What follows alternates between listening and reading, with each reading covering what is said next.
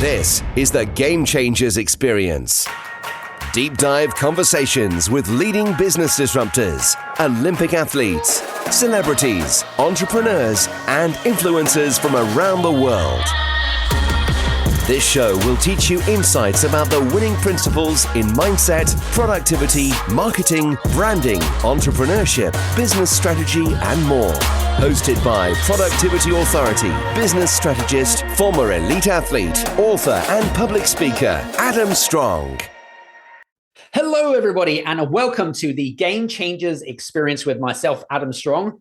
And today we have another amazing show lined up. I am here on the show with my good friend, Kevin Whelan. Now, Kevin is one of the UK's leading experts when it comes to creating wealth, which is, I guess we all need a bit more money in our pockets these days, right? He's an economist. He's an economist. He's an author. He's also a podcast host because he's got an amazing podcast called Wealth Talk, I believe.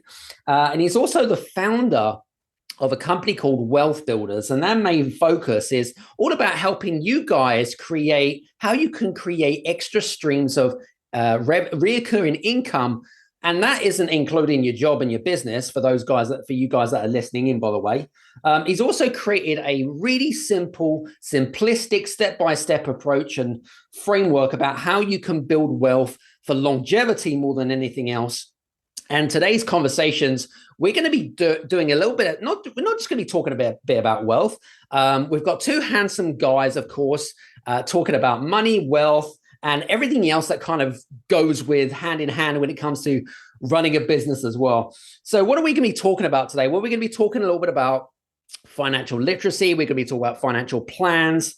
We're going to be talking about asset building, wealth building. We're also going to be talking about the broken system. And I've got a personal story that I'm going to share with Kevin, and maybe he can enlighten me and, dive in deep there. But I probably share some of the same stories that some of you guys that are listening in. So without further ado, Kevin, welcome to the show. Hey, thanks for the invitation. As you say, two handsome men just chatting a little bit of, as my kids would say, that you chat shit a lot. And I probably with good purpose. The purpose of what I do is to help as many people become financially independent as possible. So, and definitely more important than what we're seeing right now. So rather than doom and gloom and batten down the hatches, let's talk about creativity, being proactive, and how you can create recurring income so you never have to worry about financial crises ever again. It's interesting, right? So, you picked up a really good point there because, there's a lot of uncertainty and stuff. And it's sometimes it's really difficult to get out of that kind of, you could call it a mindset or whatever it is. But I'm also a big believer in, like who you hang around with and so also, the information and the education that's out there right now, which is all about, like you mentioned, the last couple of years, people getting smashed by the pandemic. If you ran a business, like some people really were affected by that. Now we've got like these, I suppose, a well-called recession, like looming potentially, and these ridiculous energy increase surge prices. So like it creates all this, the last 2 years has been crazy for some people, but now it's like kind of like, where does it end? You know what I mean, Kevin?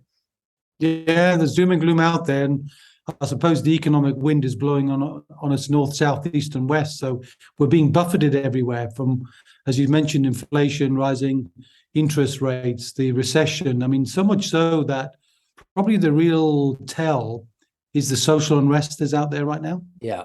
People going on strike, people genuinely worried. And while, we can have a good time and enjoy each other's company, both inside and outside of a podcast, it's quite serious for many people. So what we really want to try and do is give them something to work on as opposed to reacting to. And for the most part, the news is always doom and gloom. Yeah, it is. And so let's elevate that and enlighten people and give them some things to do. Yeah. And then that momentum will be like a dynamo, which creates the light, which helps you see where you want to go. And there's lots of things to do. So many in every aspect of business, employeeship, every aspect of wealth, from property to intellectual property and stock market, even so many different ways you can protect yourself against these sorts of downsides coming. Yeah, that's a good point, actually, because I liked it the way that you articulated that, because you were talking about protection, and we'll talk about protection because, there's this, I've got a great question, which I'll ask you in a second, but I wanted to jump a little bit behind if I could, because I know that I think it was in the early 90s. Your dad passed away in was it 46? I think your dad passed away. And I think that really affected you and your family because he was in the oil business. Is that right? Was in oil rigs. Is that correct? Yeah, that's right. So, I mean, that's a catalyst, right? So most people who discover a real need to build wealth often comes as a result of a catalyst, something that interrupts their pattern of thinking. Right. And me, I think, born out of a tragedy of the early death of a father, and didn't kind of pass away peacefully in his sleep. He died on an oil rig, right? And that was the end of him. Yeah. And anyway, what that meant, and he had a heart attack, so it wasn't an accident, it was a heart attack. Because of that, because genetically we cut from the same cloth, really, I made a decision pretty early on in my career that I probably couldn't save enough money to build a really great lifestyle for myself and the family that I'd planned to have, because I met the woman I married in 1985, in fact, and we married in 1989. Nice. And I just thought, no, I've got to do things. So what can I do? You mentioned, I'm an economist, so I've got an economics degree. So I was capable of some intelligent application of thought. And what can I do to actually build things that I now call assets, but didn't have that language then? Yeah. That if I own them, even if I'm gone, they'll keep paying me. What could they be? And my brain has been working on that. I was going to say to you before we get into this, because there was a really important question there, and around the whole kind of like, because you and your dad were like two peas in a pod, as you'd kind of described it, right? You that's what you described. How did that affect you emotionally? Like, what was you going through your mind before you kind of explored the opportunity to think to yourself, holy crap, like, we're struggling now, or, I don't want to live like the same journey as my dad did, my father did. What was you going through emotionally? What was your thoughts at the time? Well, I would say putting aside the emotion of a personal tragedy, the emotion that transpired really was really born out of frustration, because my dad was a bright guy and he had a good business, but when he died, because it was unexpected, he hadn't put in place things like wills, hadn't taken life cover, hadn't provided a business succession plan. Got it. And as a result, while the family were moving forward with his business, we were doing better. We had nicer cars, we had a nicer house. Based in the Northeast, so my accent is from Newcastle upon Tyne, if people are trying to work that out. And I'm sure people struggle with yours from time to time as well. We've spoken about that. Anyway, we kind of family all of a sudden went backwards. And it wasn't through a lack of intellect, it was through a lack of application. And so good intentions, bad execution made me realize that, hey, what is this common denominator? Later on, as I got into business, I realized employeeship wasn't for me. You suddenly realize all of a sudden you haven't got one job, you've got five. And you become like a circus performer. You're either juggling balls or you're spinning plates. Yeah. Yeah, and that's all you're doing, and you're trying to catch them or prevent them from falling. Unfortunately, for most people, when they drop, if we're talking about juggling balls, they're made out of rubber and they bounce and you can catch them and they're no big deal. But when death occurs and nobody is protected, then that ball's made out of glass and that shatters and you can't put it back together again. Yeah, it was interesting because you mentioned about the fact that you live a pretty comfortable life when your dad was around, like your family was pretty in good shape. And then because of that protection, there wasn't a protection there. I mean, you then obviously had to think about maybe cutting back or maybe not living a lifestyle that you ran previously. I mean, did that cause a lot of abrasions and a lot of conflicts within not just the relationships, but also within kind of the family cohort, if you like? How do you deal with that? I think it was just a surprise, and then, I suppose we have to just. I was left then. I was 25, remember, so I wasn't in there. Right. Got it. It was more my mother was affected, and she had a mortgage to pay that she didn't have the money to pay. She had bills to pay that she didn't have the money to pay. So in the end, I think she was more affected than me and my sort of siblings. Yes.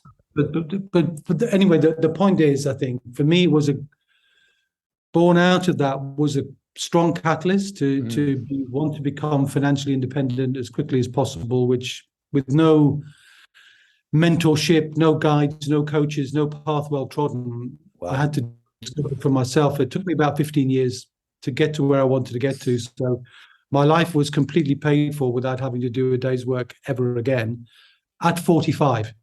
That's crazy. So from about 30 to 45 to do it. And now because it's been working on this and still working on it since then, we've got a process that we can teach anybody to be completely financially independent in 5 years. Very cool. So because everything has been done before. Of course, there are nuances, there are changes, but the principles of how to build wealth are now so deeply entrenched in my DNA. I've got like a CAT scan brain to diagnose the financial health of anybody. So if you've got that question when you're ready to ask it, I'll be more than happy to shed a little bit of that light for you. It's no problem now. We teach it, of course. I don't keep it to myself. I share it, and both in free stuff that I do, free giveaways, free books, and so on. Love it. But also for people who want to accelerate and work in a community, because that's another thing, that I think is really important. Business owners like me and you, often we live our lives in our businesses and we're quite isolated. Yes, we've got a team, but we're sort of running the business. So one would argue at the sort of the top of the business pyramid, and that's rarefied air. And often there's nobody that shares the same concerns, troubles, trials and tribulations. So I think finding communities is really critical now. So part of what we do at WealthBuilders is we build communities of people who are on the same journey. Yeah, I like that. So when you do something, you'll do it for yourself. If somebody's an accountability partner, or you're seeing a whole community doing things, you'll do more, because you'll get the inspiration from others, you'll get an insight from others who don't think like you. And frankly, I get that. People give me distinctions. I go, I never thought of that. They're not me, but they're on the path. I go, that's clever. I'll use that. In fact, somebody said to me the other day, you know what, Kevin, I've just realized I've been a wealth waster. Not a wealth. I've never had that and before. I thought, great, I've never heard that before. That's a good one. I like that. That's a good catchphrase. I like that. That's a good stuff. Interestingly enough, I wanted to touch on something where, a lot of, there's a huge percentage, I think it's about 95% of people out there that are listening to this podcast, they don't make it, right, in terms of like financial wealth, and it's a sad state of affairs. But I guess my question is like, how do you, and my belief is that it's down to fear. There's a lot of fear, whether it be the myths around money, and or the taboos around wealth and making money. I know that there was a lot of taboos around making money when we were kids and stuff like that. But how do you overcome fear in order to make a commitment to improve and create wealth for you and your family? Do you have any good tips there?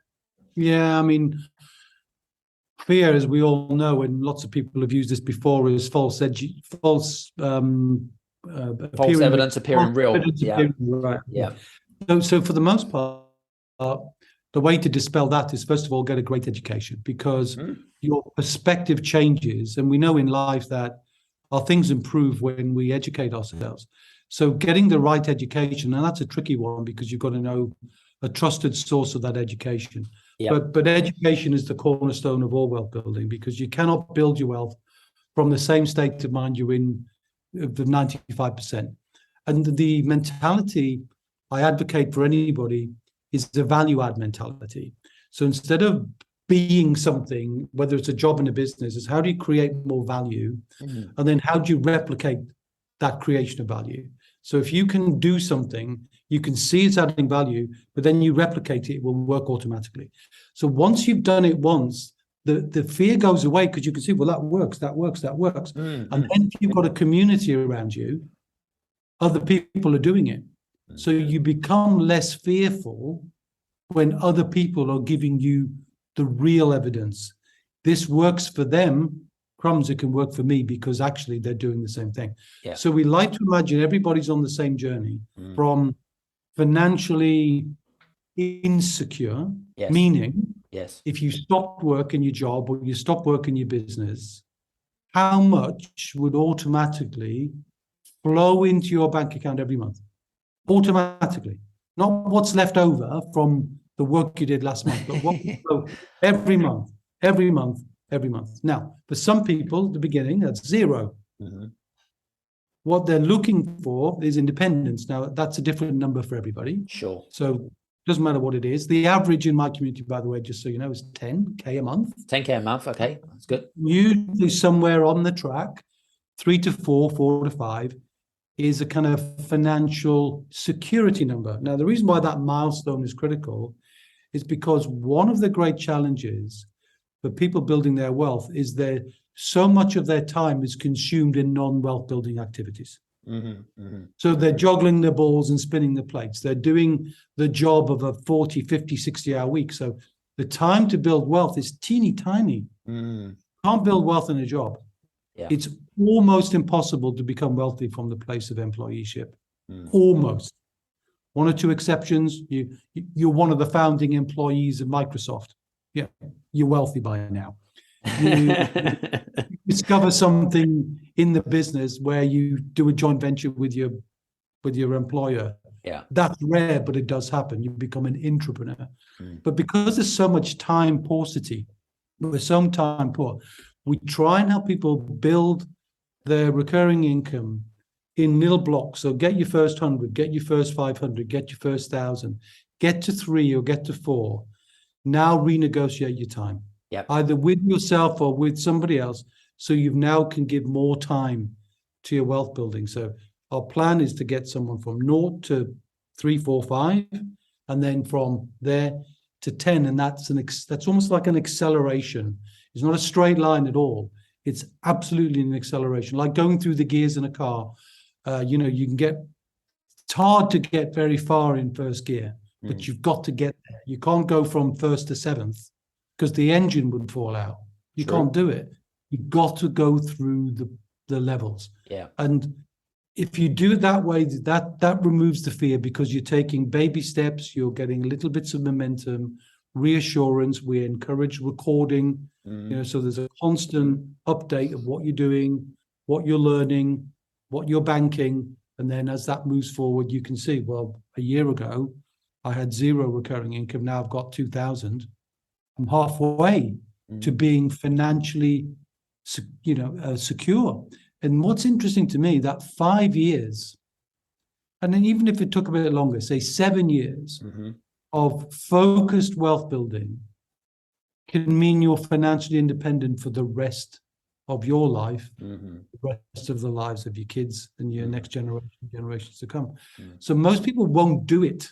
That's the point. It's only 5% of the people will do it. We want to get that to 6% or 7%, but my ambition is to help 50,000 people become financially independent.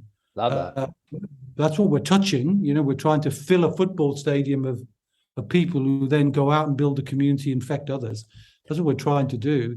That's why we're so keen to get the message out. And we're not worried about whether people pay us or not. No. Because in the end, enough people will choose to get the guidance, to be in the community and to share in it. I don't care if there are some DIYers on the outside want to grab free information. If it helps them, I'm happy about that. That's good. I like that. And that's what I like about you. It's like, because you've made your money, you're not really your focus isn't about making more money because you've really got and I also believe, and this is what's the word I'm looking for?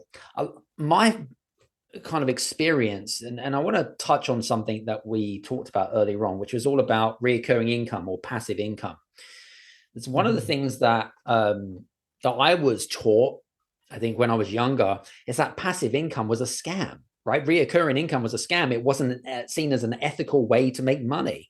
You'd have to go out and trade time for pounds, or trade time for dollars, or whatever it is. And I think it, like you said, it's an education, right? But maybe what I was going to say to you is that I still believe, even with people that are surrounding me, or people that I know more than anything else, they still believe that that is to be true. That, so it is a mindset of, this is really the only way that you can make money. But like you've highlighted, actually, it's not. Do you have any? Yeah, I'd love to give a perspective on that. So let me let's do that. Let me first of all, give you a quotation from Mr. Buffett, Warren Buffett, who said, unless you find a way to make money while you sleep, you're going to work till you die. True. Okay. Now, in the end, you have to create recurring income. Now, even if you create it through pensions, but the principle of recurring income. Now, I'll make one other distinction. I don't believe there's any sort of income that's passive, because passive implies no work. Yes. There has to be some work, even if it's maintenance. Got it. Because if you've got a beautiful property, and you rent it out, but you don't spend any time in maintenance, it will dilapidate after a while. So there has to be some maintenance, whether you do it or somebody else does it, you still have the responsibility. Right. So I think we're in the business, there's a distinction that often people like, that we're in two businesses, whether we like it or not. We're in the business of whatever we're doing, whatever we're manufacturing, selling, processing, consulting on, but we're also in the wealth building business, because in the end, every business has an exit. Yes. The exit will be when we can't do it anymore, or we choose not to do anymore. So you always have to have a focus on the exit. Yes. But the other point to go back to your point about the ethical nature of recurring income, I believe there's no other form of income that's more ethical, right? Why? Because in my business, where we create memberships, my business cannot succeed unless the members continue to get outstanding value for money. Yes. Because if they don't get value, they will stop. So it's the greatest reflection of the value you're bringing to people and society, that if they're willing to continue to give you money in exchange for a value they want, you're always on your toes, you're always focused on them, and you don't stop focusing on them.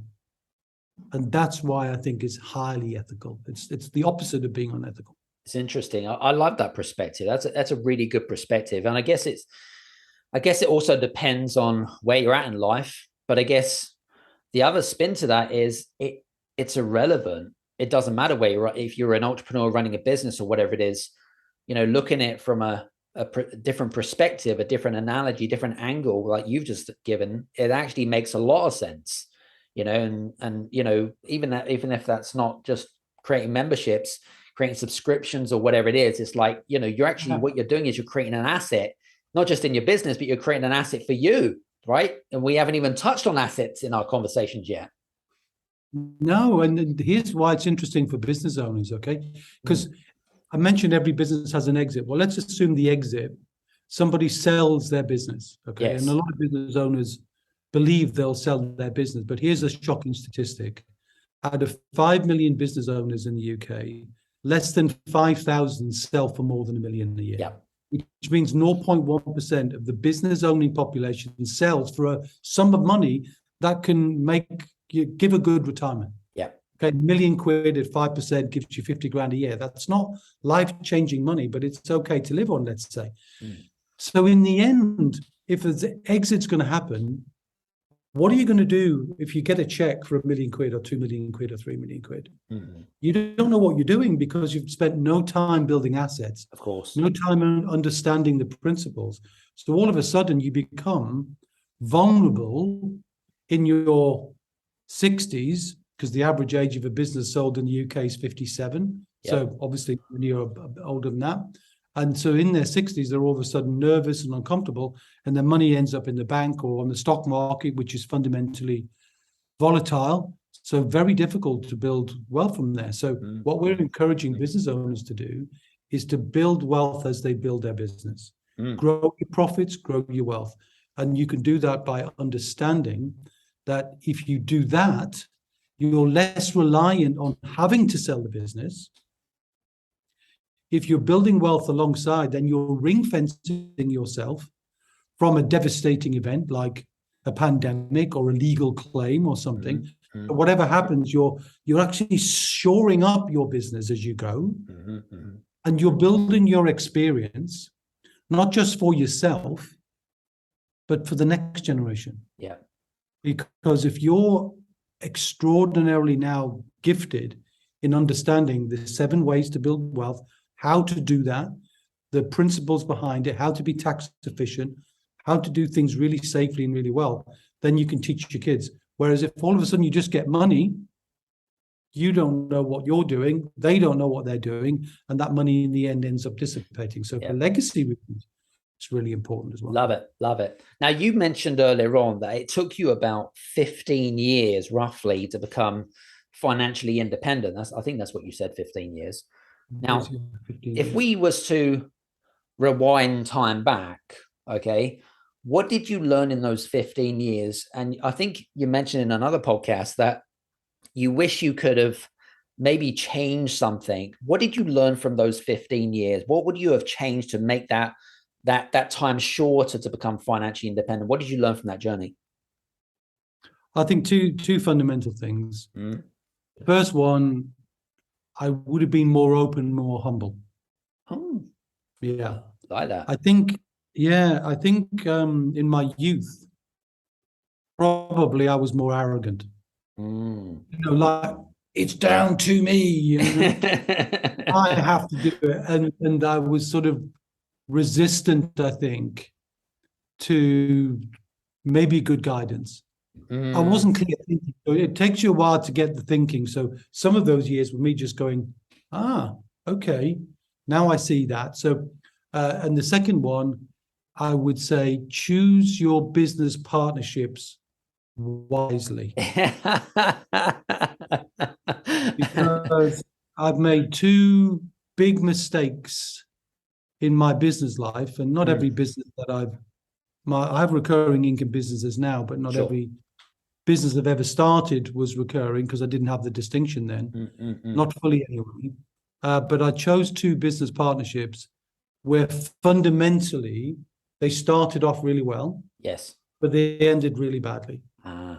And I would have documented that better, and I would have put more time into understanding the objectives and outcomes that the other person had. And now I don't regret them; they're part of my life now. Absolutely. And I wouldn't speak ill of the 2 people. I wouldn't invite them to a Christmas party, but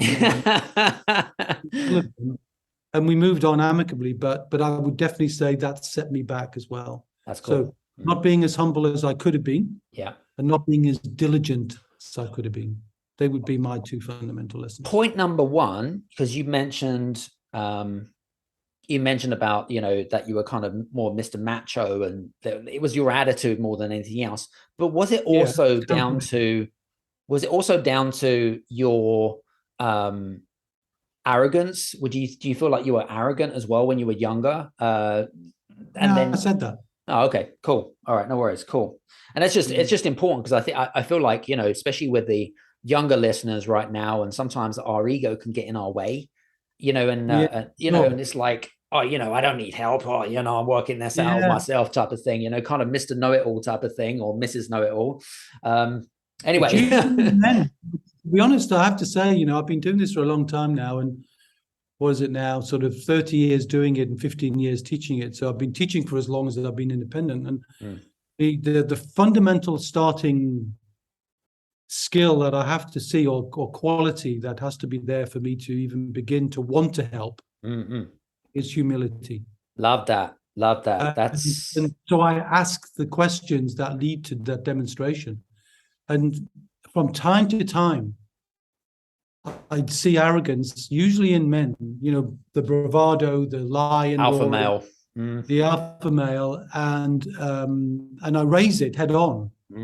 And, one or two times in a year, we'll have a bit of heat and light, on that. What right have you got to say? Well, yeah, because, I'm here to help.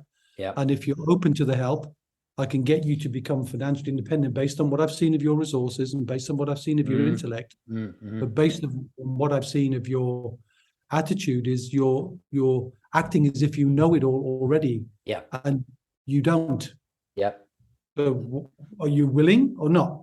Yep. So you've got to be coachable. Absolutely. And I think at the beginning of my business life, I probably wasn't as coachable. I was probably arrogant, and I've admitted that. I'm not now.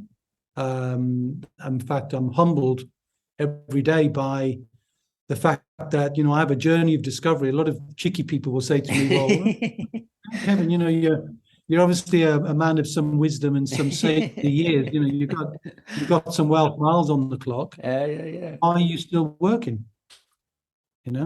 I guess you do it out of love, though, don't you? You do it out of passion. I do, but the other thing I get, which to me is my most fascinating ROI. I love ROIs, and on another day I can share with you 11 different ROIs I've been discovering. But I'll give you one of them right here, right now. Yeah, go on.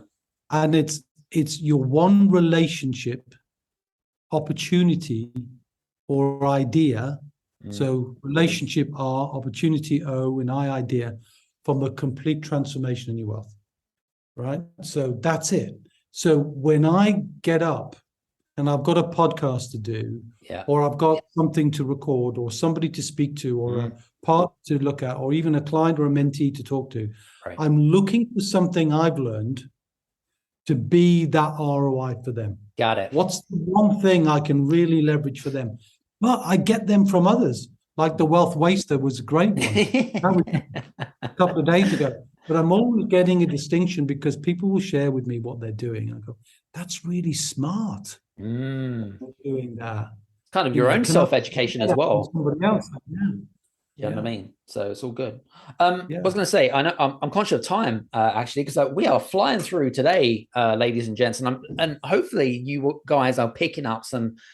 I mean, Kevin's dropping some massive bombshells and some great golden nuggets. So I hope that you're enjoying the conversation so far. I was going to ask you, actually, now let's make this super quick and easy, right?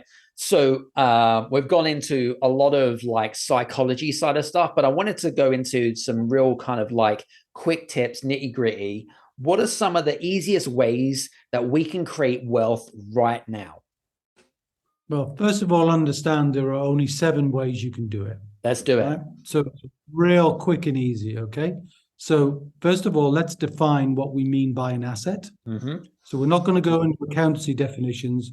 We're going to say an asset is something you own that is not you. It puts money in your bank account while you're asleep, and you can pass on that money to other people or good causes as you choose. You don't need to show up for the money to show up, right? You don't need to be there. Got it. What are they? Well, most people intuitively know they're there. They're out there in the ether. They've got 3. Most people have got 3 in their life. They've got mostly underutilized or overlooked. Most people can get some form of an income from the very home they live in. Yes. Right. You could turn that into money either by leveraging the equity in it, or rent a room at $7,500 a year, or build an extension and turning into service accommodation. Or if you live near Wimbledon, rent it to a superstar place for $30,000. You can be creative. You can find ways, right? Most people don't do that. The only time they turn their home into an asset is when they downsize, when they get old and it's too late. Okay. Second is pensions.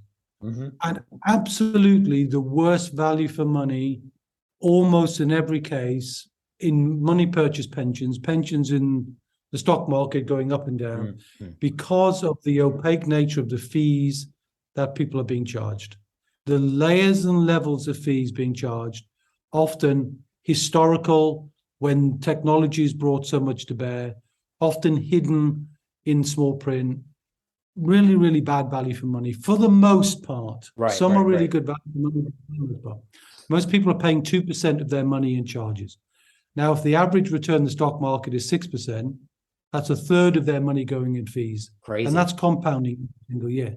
So we help people slash those fees. And in many cases, turn the pension into an asset. But I'll come about that in just a second. Cool. That's because you can remove so much of the fees by using technology, right? The third is investing. That's still in the stock market, but through ISAs and bonds and cash and premium bonds and all sorts of things. But if you see that, that's all people have got. Yes. A house, they can't control the value really, and they don't normally get an income from it. A pension's in the stock market paying heavy fees. Their investing is in the stock market paying heavy fees. So everything in their life is geared towards being a retail customer, getting the worst value for money, paying the highest fees possible, and not really building any serious wealth. Or even if they do build it, it's always uncertain, because what happens when you get a stock market crash when you're in retirement? You don't have anything else with income coming in different ways. So what are the other incomes? Well, so that's 3 of 7, right? 1, 2, 3, house, pension, investing. Number 4 is a portfolio of property that generates rental income. Yep. Right? So easy to do that these days. And so many different strategies in property, at least 20 strategies in property, commercial property, buy-to-let, HMOs, service accommodation, care homes, student accommodation, a whole raft of different things, all of which we understand. And we teach people how to look at property and say, could any of that work for you? Yeah. If you've got a business, you could actually buy your own premises, or could you buy a couple of extra properties, or 3 or 4? If you've got a student going to uni, you could buy property while they're at uni, so they become your landlord and you don't have to pay for them and their money goes further, and so on and so on. Cool. The 5th one is a business that works without you. Yep. Particularly a recurring income business that works without you, because you get a double benefit from that. The 6th is intellectual property. IP. How do you create money from what you know? What do you do that's different, special, that's unique, and that could be valued, can be repurposed, can be created in a way that people will buy into that and pay on a recurring basis. Love it. So that your memberships, your subscriptions, your books, even not everybody's going to be a J.K. Rowling, and not everybody's going to write a song. That's a classic. But everybody can do something to at least quantify what value do I bring in the world, and how can I repurpose that and repackage that in a way that will get me some money. And we should do that. And the last one is joint ventures and collaborations. Yep. How do you do something where you bring a way of thinking to the way somebody else brings a way of thinking? You combine them together and you get a double benefit. And so notwithstanding, I've learned my lessons on how to do joint ventures. We show and share people how to build great joint ventures without taking the kind of legal risks and contractual risks. Handshakes is what I did then. That doesn't work, because you don't really map out expectations. Of course not. So that's how all that works. So when you combine those things, and sometimes you can shift them, you can take the pension and say, well, instead of it being on the stock market, what if I took that pension invested in property? Or what if I took that pension invested in my business where I can add value? So you move from being a retail customer to being a wholesale customer. Love that. And then all of a sudden, the layers of charges fall away. All of a sudden, your ability to add value and create value comes into play. All of a sudden, instead of having a zero relationship with the stock market, which you can't have, you can't go to dinner with the stock market, but you can go to dinner with a business partner or a joint venture partner, or somebody's helping you write a book. So you can build serious relationships, and that builds community, and that builds enjoyment. And that ROI is return on interaction. You enjoy interacting with people, and you can probably tell that gives me a lot of juice. Yep. So love that part Love of that. my wealth building, that I get to work with great people, and you get to choose them. Well, like you immediately hit it off with you. It's like, this guy's coming from my same space, but not everybody is. But then, that's life. Absolutely. I don't appeal to everyone, but hey, that's me. Love that. Love that. Love that. Now, what I was going to say to you, I'm a big fan of financial literacy, right? I've got my good friend Sharon Lecter, who co-authored the book with Robert Kiyosaki and the Rich Dad Poor Dad series and things like that. And one of the things that, and I suppose this is kind of more of an alarming thing more than anything else, but I'm a dad of four. Like, I got four kids. I guess that some of our listeners here, they also have their parents, right? They've got kids or whatever it is. And my belief is that financial literacy really has to start from your parents. You serve yourself as role models towards your kids and stuff. What tips do you have for parents that not just want to educate their kids about financial literacy, but where does it really start? How can we serve as role models to make their lives better further on down the line? Well, that's a great question, and I can give you a number of different answers to that. But the first thing is, to acknowledge that we've thought about this and we realize it's not being taught in schools. But having said that, for the first time, I've heard in Florida, they're putting financial literacy into schools where, as part of graduation, they've got to have so many credits in financial literacy. I believe it. I believe that. That's great. I think that's great. Only in America. Only in America. They've got a lot of things right, but that at least is an interesting point. That's only just happened in the last month or so. Got it. What can you do? Well, first of all, you have to recognize that I'm a parent of 3 grown-up kids now, but when you got children, they are sponges. Yes. They're going to suck in how you do things. So what we try and do in our family is we have a kind of phrase we use, which is money is to do, not to boo. So we talk about it, and we do no phone zones. So around dinner tables, you can't bring your phone to the table, right? The time when you bring your phone is when the premium bonds results are out. and we're all comparing who's won what on the premium bonds. You win that? No, I didn't, because all of those kind of things. So you make it fun. So whatever your kids are interested in, try and link discussions around money to what they're interested in.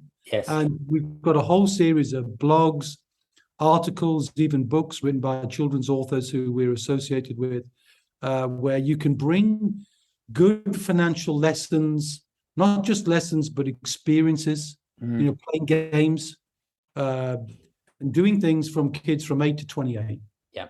And so we've got I'm writing, not finished yet, Adam, but it's kind of 3/4 done. WealthBuilders for Families, how to be a fantastic money role model for your kids. There you go. Love it. Hopefully that's going to be out in the bookstores in the next 18 to 24 months or maybe less, right? Well, first of all, it'll be released as a test course because we do everything by beta. Love it. So we'll invite 100 families to participate. And we've already now started to build the case studies of those who say taken the property pillar. We call the assets pillars, by the way, 7 pillars. Got it. And they take their kids round the building and say, this is what we're doing here. This is why we're doing it. And, what do you see? What are you thinking? And so on. Yeah. So just showing them and sharing and so on. And there's a whole series of different products and financial things that kids can learn, technology, bank accounts that kids can run bank accounts with the supervision of the parents. Yes. There's so many different versions of that now. So there's many. So I'd say, tune in at some point to WealthBuilders if you want to be a great money role model for your kids at whatever age, because they're all kids, even my kids now in their late 20s, they're my kids and we still need to educate them. Absolutely. But with a slightly different twist to the 8-year-olds.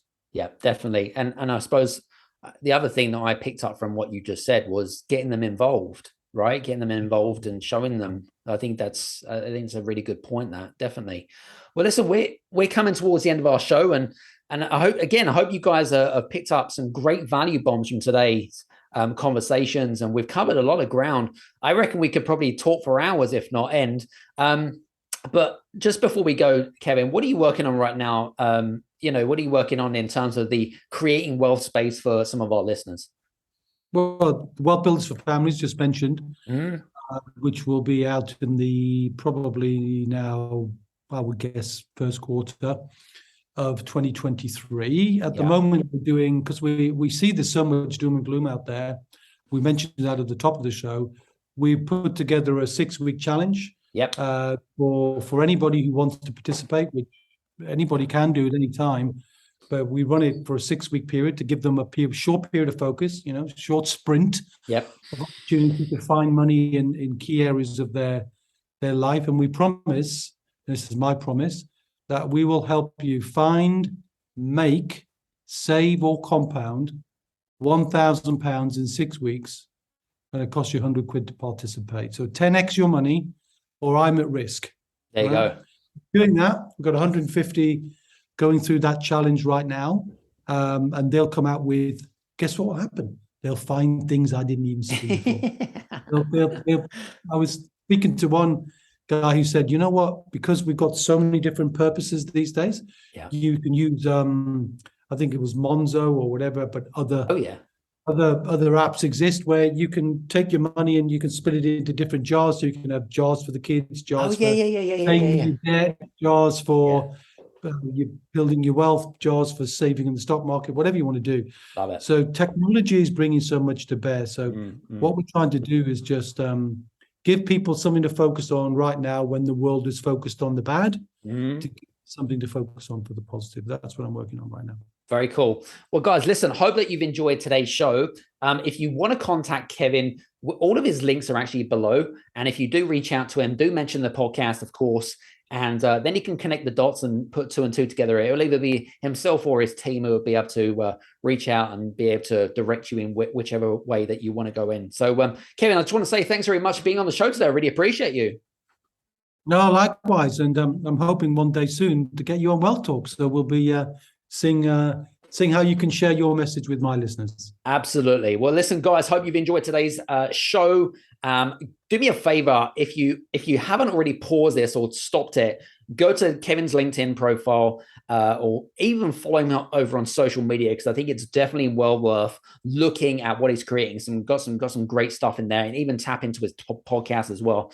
So listen, from me and Kevin, hope you've enjoyed today's talk. If you have enjoyed today's talk, do me a favor, please either write a review either on Apple or on Spotify. 1 or 5-star review, I don't mind. Be honest with us, right? If you don't like the show, it's all good. I am not going to be offended. It's not the end of the world, okay? But if you love the show, please do me a favor. Go to Apple and Spotify, leave a 5-star review or whatever it is that you prefer to give us. So listen, from me and Kevin, hope you've enjoyed today's show. We'll see you back here again on the next Game Changers Experience. Take care, and we'll see you soon. Cheers.